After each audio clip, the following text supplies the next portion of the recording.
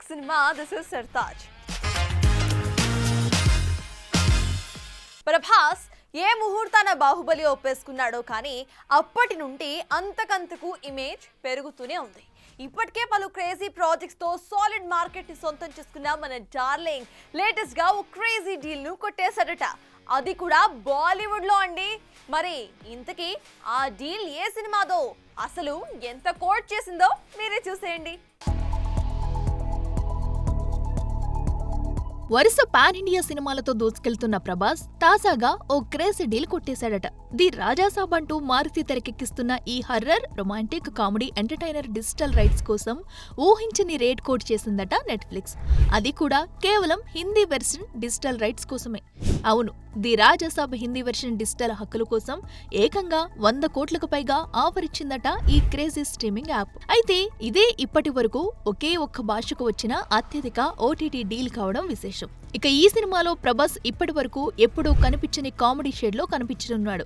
వినిపిస్తున్న టాక్స్ ప్రకారం ఈ సినిమా మరణించిన ప్రేమికురాలి ఆత్మ చుట్టూ తిరిగే కథతో సాగుతుందని తెలుస్తోంది. ఇక ఇప్పటికే టీజర్ తో మంచి అంచనాలు పెంచుకున్న ఈ సినిమా డిసెంబర్ 5, 2025న గ్రాండ్ గా రిలీజ్ చేస్తామంటూ మేకర్స్ అనౌన్స్ చేసిన సంగతి తెలిసిందే. ఏదేమైనా మార్కెట్ ని ఇంతకింతకు పెంచుకుపోతున్న డార్లింగ్ టాలీవుడ్ నెంబర్ 1 అయ్యేందుకు ఎంతో దూరం లేదన్నది వాస్తవం. ఓటీటీలు నా సినిమాని డిసైడ్ చేయలేవు అంటూ రెచ్చిపోయిన మంచువారి పెద్ద అబ్బాయి ఇప్పుడు మాట మారుస్తున్నాడా?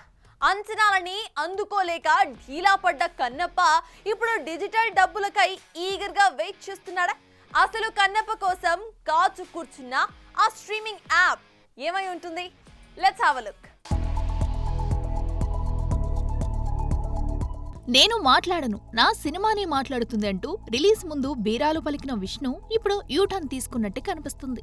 అవును, 10 వారాల తర్వాత కానీ ఓటీటీలోకి కన్నప్ప అడుగు పెట్టడమని తెగేసి చెప్పిన ఈ మంచబ్బాయి ఇప్పుడు అమెజాన్ ప్రైమ్ తో బేరసారాల్లోకి దిగినట్టు తెలుస్తుంది. జూన్ 27న థియేటర్లో విడుదలైన ఈ చిత్రం మొదట్లో బాగానే టాక్ తెచ్చుకున్నా అవి కలెక్షన్స్ గా మార్చుకోలేకపోయాడు కన్నప్ప. దీనికంటే వారం రోజుల ముందే రిలీజ్ అయిన కుబేరా కంటే తక్కువగా డే కలెక్షన్ లో డీలా పడిపోయింది. ఈ సినిమాని లేపాలని విష్ణు, మోహన్ బాబు ఎంత ప్రయత్నించినా సాధ్యం కాలేదు. చివరికి సాధువుల కోసం ప్రత్యేక షో వేయించి వాళ్లు చెప్పిన టాక్ ని ప్రచారం చేసుకున్న ఈ చిత్రాన్ని ప్రేక్షకులు పట్టించుకోలేదు. సుమారు 200 కోట్లతో తెరకెక్కించిన ఈ చిత్రం కనీసం 100 కోట్లు కూడా రాబట్టలేకపోయిందన్న టాక్ వినిపించింది. దీంతో 10 వారాలు కాదు కదా, ఇక 10 రోజులు కూడా ఆగలేనన్నట్టు స్ట్రీమింగ్ చేసేందుకు సిద్ధమయ్యాడు.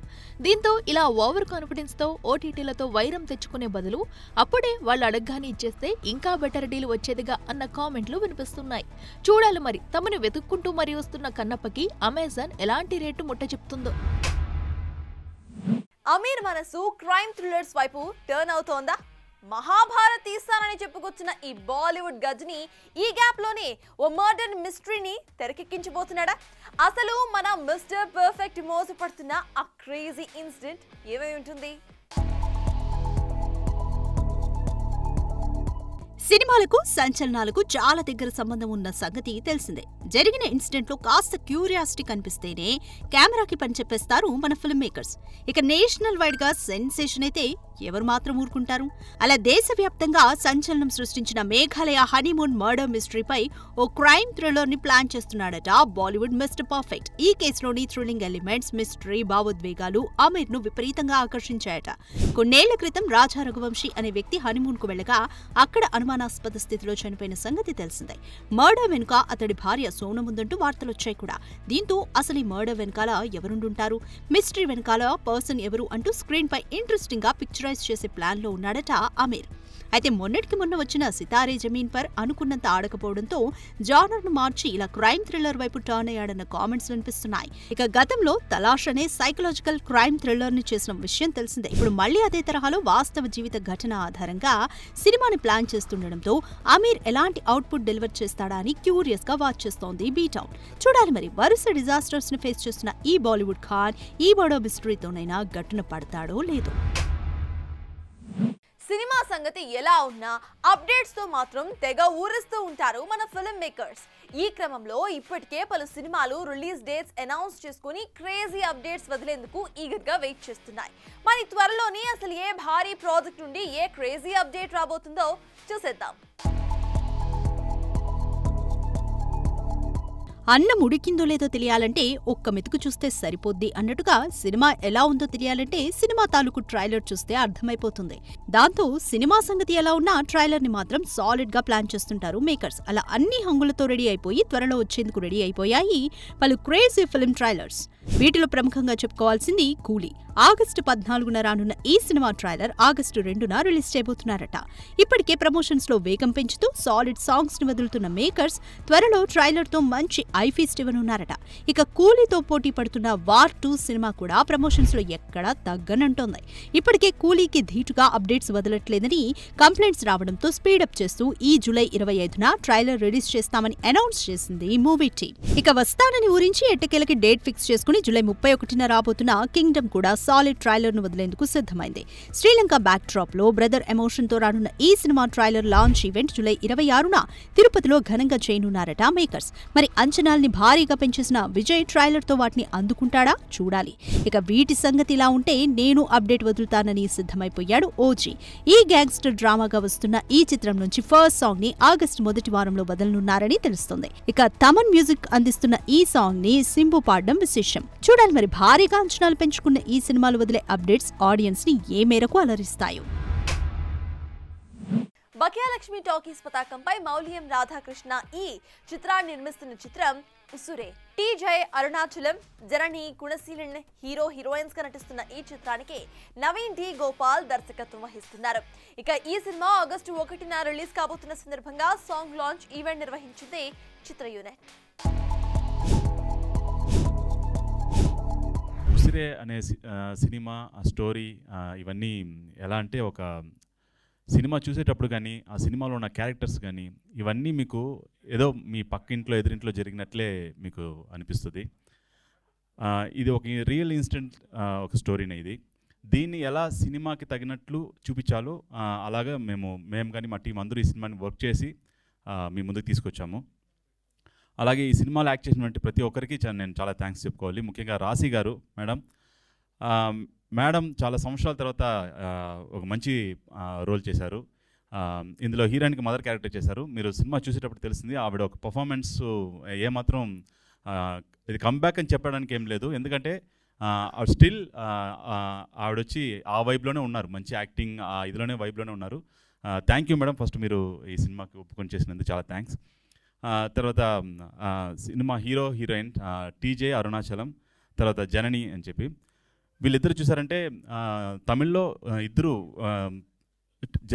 జనని లియో సినిమాలో విజయ్ గారితో ఒక మంచి పాత్ర చేశారు. అలాగే టీజే అరుణాచలం గారు అసురన్లో ధనుష్ గారికి పెద్ద కొడుకు క్యారెక్టర్ చేస్తుంటారు.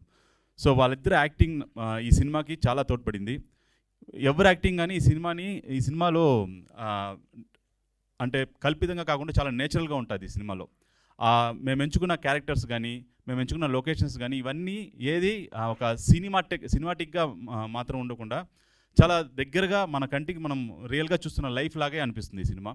ఒక కొత్త టీం ఏదో సాధించాలని వస్తారు. ఇక్కడ మేమున్న ప్రతి ఒక్కరు కొత్త వాళ్ళే. నేను డైరెక్టర్ కొత్తవాడిని, మా ప్రొడ్యూసర్ గారు కొత్త వాళ్ళు, ఒక రాశి గారు తప్ప అందరూ ఒక న్యూ టీమే. మేము నమ్ముకున్నదంతా ఒకటే, ఓ మంచి సినిమాని మంచి కంటెంట్ నమ్ముకున్నాము. ఈ కంటెంట్ని మీరు ప్రజల దగ్గర తీసుకెళ్లాలని మేము మనస్ఫూర్తిగా కోరుకుంటున్నాము.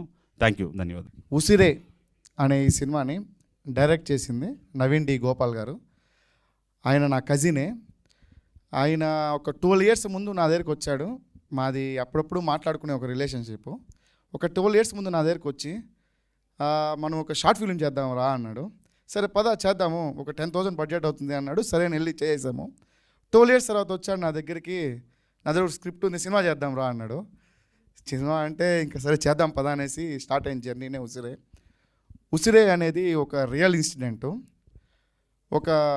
ఇప్పుడు ప్రతి ఒక్క ప్రజెంట్ ఇప్పుడు సమాజంలో జరిగే ఒక రియల్ ఇన్సిడెంట్ని బేస్ చేసి ఇంకా సినిమా పరంగా కొన్ని మార్పులు చేర్పులు చేసిందే ఉసిరే అనే సినిమా. ఈ సినిమాలో క్యారెక్టర్స్ని ఫస్ట్ చూస్ చేసుకున్నప్పుడు హీరోయిన్ మదర్ క్యారెక్టర్ అనేది చాలా చాలా చాలా ఇంపార్టెంట్ ఈ సినిమాలో. అది మీరు సినిమా చూసినాక అర్థమవుతుంది ఎందుకు అంత ప్రయారిటీ అనేది. చూస్ చేసుకున్నప్పుడు నేను డైరెక్టర్ గారు కూర్చొని చాలా ఆప్షన్స్ అనుకున్నాం. ఈవెన్ రమకృష్ణ గారిని అనుకున్నాము, ప్రేమ గారిని అనుకున్నాము, చాలామంది అనుకున్నాం. కానీ నేను మాత్రం ఖచ్చితంగా అనసూయ అనే ఒక క్యారెక్టర్ రాశి గారు చేస్తే బాగుంటుందని నా మైండ్లో అనిపించింది. అదేవిధంగా నేను వెళ్ళాను. మేడం దగ్గరికి. మేడంకి వెళ్ళి స్టోరీ చెప్పారు డైరెక్టర్ గారు.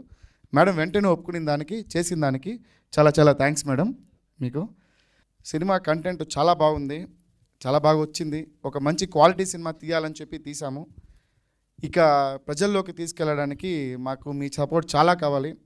మీరు అనుకుంటే చాలా ఈజీగా ప్రజల్లోకి తీసుకెళ్ళిపోవచ్చు ఈ కంటెంట్ని. ఈ కొత్త టీంని మీరు ప్లీజ్ ఎంకరేజ్ చేస్తారని నేను మనస్ఫూర్తిగా కోరుకుంటున్నాను. This movie extremely close to my heart from day one. It's has been beautiful journey. I want thanking our wonderful director Naveen D. Gopal for trust me. To my amazing co-star Mandra ma'am, TJ, it was a pleasure working with all of you.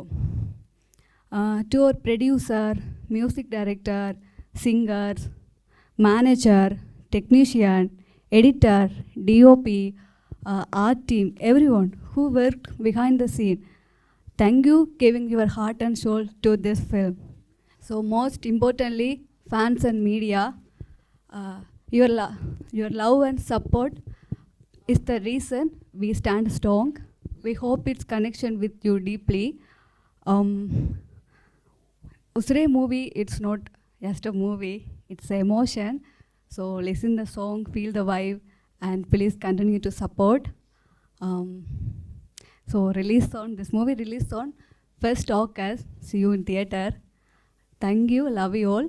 Very happy that this is my very first Telugu approach, and this is my very first press meet as well in Telugu, so super happy. And Asuran was my very first film in Tamil. That was my debut, directed and introduced by my mentor, my guardian, Vetrimaran sir. So a big, huge thanks to him. And if I'm standing on this stage today, that's only because of him. So I'm always grateful and thankful. And then Narappa was one big hit in Telugu. Venkatesh Garu, Victor Venkatesh Garu called me and spoke to me. So he was one of the first Telugu actors. And then just a few days back, Biju Babu sir called me and spoke as well. I'm actually going to go see him after this press. So wish me luck. ఇదే వాళ్ళ big cinema. Keep watching Big TV. Anchor's wardrobe courtesy, Shopper Stop.